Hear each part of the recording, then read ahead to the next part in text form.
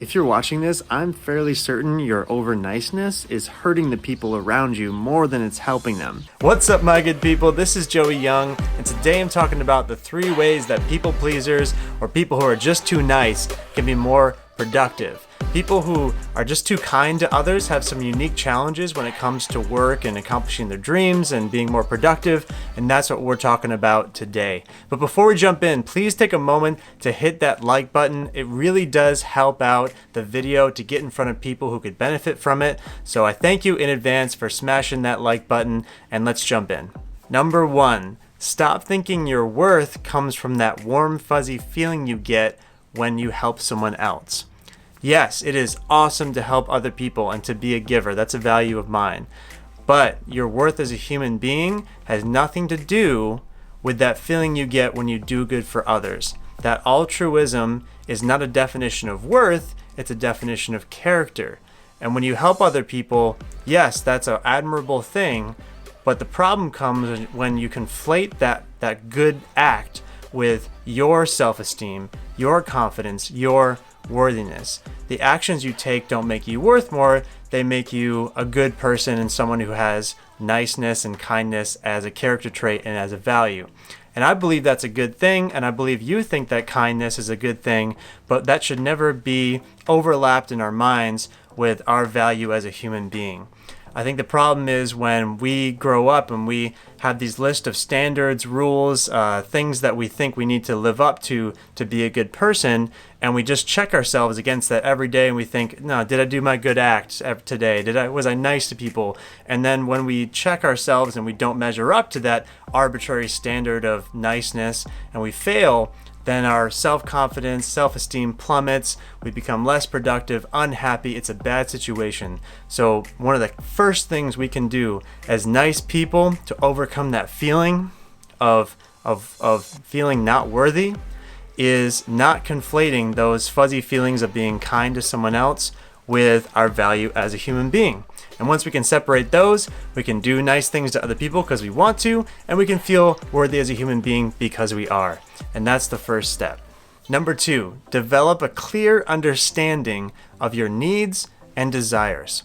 I'm guessing if you're watching this video, you don't really know what you desire at a very clear level, because you feel guilty about the things that you want, or you feel like you don't deserve the things that you need, like self-care. This is an issue. We need to make sure that we're taking care of ourselves and that we're also going after things in life, projects and meaningful opportunities and businesses and family things that are really, really valuable to us at a personal level. So if you're not sure, if you're not clear about what you truly want, it's time to sit down and just start writing and just start journaling about what you truly desire with zero judgment. Just stop the thought in your head of right and wrong and just write down what you truly desire, things that you want to do, places you want to go, things you want to have, and just get it out on paper and start being real with yourself for a minute. Big or small desires, just write them down. Write down what you need from a self-care perspective, things you really appreciate and give you life and give you energy and give you joy. And then you can start to write down your values and just start to think about what is actually genuinely important to me. What do I really, truly, deeply value at a core level? Not because someone else values it, because I value it. Here's a really helpful thought. You ever heard the phrase, do unto others as you would have them do unto you? Well, people pleasers and people who are too nice actually need a little bit of a different phrase. They need to hear, do unto yourself as you would do unto others. With that phrase flipped on its head, now you can think in terms of, wow, the way I treat people that I love, my family and my friends, that's how I should be treating and respecting myself and delivering for myself the needs and the desires and the wants that I have. So start thinking, how can I treat myself the way that I treat those I love the most, and you're on the right track. And number 3, remember, the best thing you can do is to show up to life as the best version of yourself. If you truly care about the people around you and you want to make them happier and you want to be kind to them, show up to them as the best version of yourself, to your family, to your friends, to your business or your job. Show up as the best version of yourself. Well, how do you do that? How do you become the best version of yourself? Well, First of all, only work on 110% things.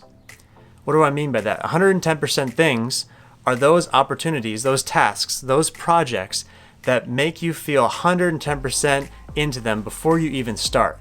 It's those things that come at you and you hear about an opportunity and you're like, holy crap, I have to do that. That sounds so exciting. I would find so much meaning in that. I just really want to get on that. Only work on 110% things and say no to everything else. That's how you show up as the best version of yourself at work. That's how you work on projects that you're passionate about, that you'll follow through on because you enjoy them. The other thing is to remember that people are going to come at you with a lot of needs, and you need to be able to disappoint people with those little tasks and those needs. To be the best version of yourself, you're going to have to say no to people and things that they put on your plate, and that's a good thing, because you can't be the best version of yourself day to day with your family, with your business, if you're not saying no to 99% of things that come your way. Super, super important. You're actually going to need to, in this journey of becoming a better you, you're going to need to disappoint people and hurt people in the short term for the purpose of helping them in the long term. If you want to be the best version of yourself, you're going to need to hold people accountable to what they want to do. If they said they would do something and they try to push it back on you, say no. I have things to do that I love doing and I need to get these done, and that's something that you need to do.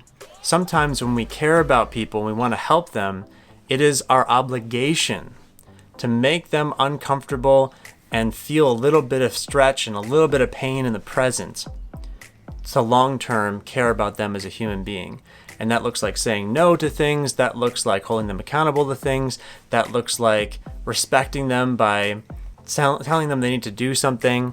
Uncomfort is not a bad thing to put on people as long as it helps them in the long term.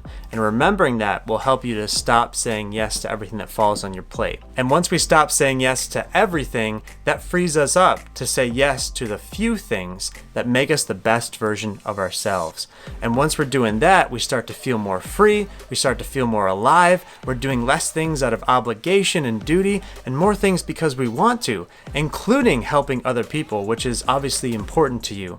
And so I encourage you to implement these steps, to start realizing your wants and your needs and your desires, to start saying no and just saying yes to the 110% things, and watch as your life becomes lighter, as you get more done, as you become the person you really truly want to be, and help those along the way that you want to help. I hope that this video served you, and I can't wait to see you in the next one. Until next time, my friends, get out there and create the impossible in your life. Thank you so much for watching. If you enjoyed this video, please take a moment to like and subscribe. It really helps spread the message.